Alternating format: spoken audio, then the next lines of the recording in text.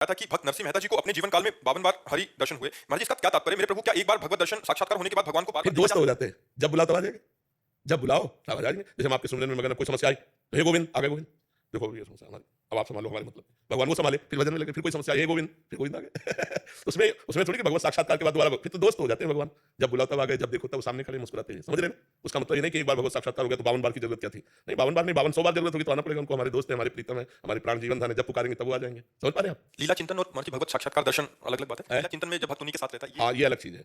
लीला चिंतन में तो हर पल रहता है और जब पुकारता है तो साक्षात आते हैं। लीला चिंतन में तो भावना में रहता है और ये भावना नहीं होती है, साक्षात होता है, जैसे हम आप हैं, ऐसे होता है। नरसिंह मेहता जी के बेटे का ब्याह था, तो जब ब्याह तय होने लगा तो नरसिंह मेहता जी ने ठाकुर जी से कहा हमारे पास समय नहीं है, आप ही को ब्याह करना होगा। तो ठाकुर जी ने हाँ कहा, तो जिस दिन ब्याह था उस दिन ठाकुर जी आए, बोले केवल तुम समधी बन जाओ, समधी तो हो ही, तुम वहां चल के केवल समधी का कार्य करना, शेष हम पीछे से सब संभाल लेंगे। कहा, हमारे पास समय नहीं।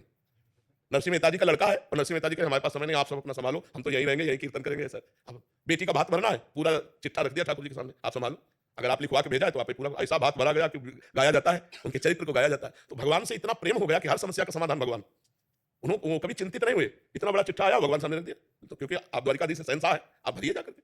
आप तो चले गए थे अपने संत मंडली के साथ और द्वारिका से गाड़ियां लद के आई थी, तो भगवान पर भरोसा, भगवान से अपनापन, भगवान की एक नहीं कितनी घटनाएं, जो संतों ने वो हुंडी भेजी थी द्वारिका, तो सावल सावन करके हुंडी, तभी तो कहा 52 बार भगवत साक्षात्कार, 52 बार भगवान प्रकट हुए जी।